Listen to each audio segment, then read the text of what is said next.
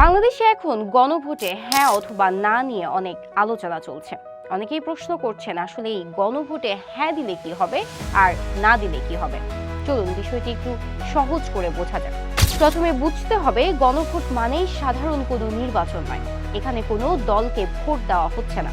এখানে জনগণ সরাসরি দেশের গুরুত্বপূর্ণ কিছু সিদ্ধান্তে মত দিচ্ছে।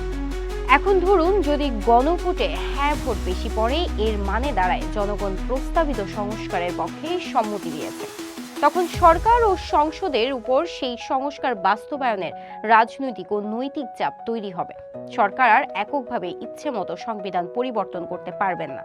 বিচার ব্যবস্থাকেও স্বাধীনভাবে কাজ করার সুযোগ দিতে হবে। রাষ্ট্রপতির ক্ষমতা প্রদানের ক্ষমতাও সীমিত করার বিষয়ে স্পষ্ট নিয়ম তৈরি করতে হবে। অর্থাৎ রাষ্ট্র পরিচালনার ক্ষমতায় ভারসাম্য আনার একটি পথ খুলে যাবে। আবার যদি না ভোট বেশি পড়ে, তাহলে এর অর্থ জনগণ বর্তমান ব্যবস্থায় বজায় থাকতে চায়, যে ক্ষেত্রে প্রস্তাবিত সংস্কারগুলো বাস্তবায়ন হবে না। সংবিধান ও রাষ্ট্রীয় কাঠামোর আগের নিয়মেই চলবে। ভবিষ্যতে পরিবর্তন আনতে হলে নতুন করে রাজনৈতিক উদ্যোগ নিতে হবে। এখন প্রশ্ন আসতে পারে, যেটাই জিতুক এতে আসলে কি বদলাবে? বদলাবে একটি বড় জায়গা, কারণ এই গণভোটের মাধ্যমে জনগণ সরাসরি রাষ্ট্র পরিচালনার বিষয়ে কথা বলছে। এটা ভবিষ্যৎ সরকারগুলোর জন্য একটি স্পষ্ট বার্তা হবে।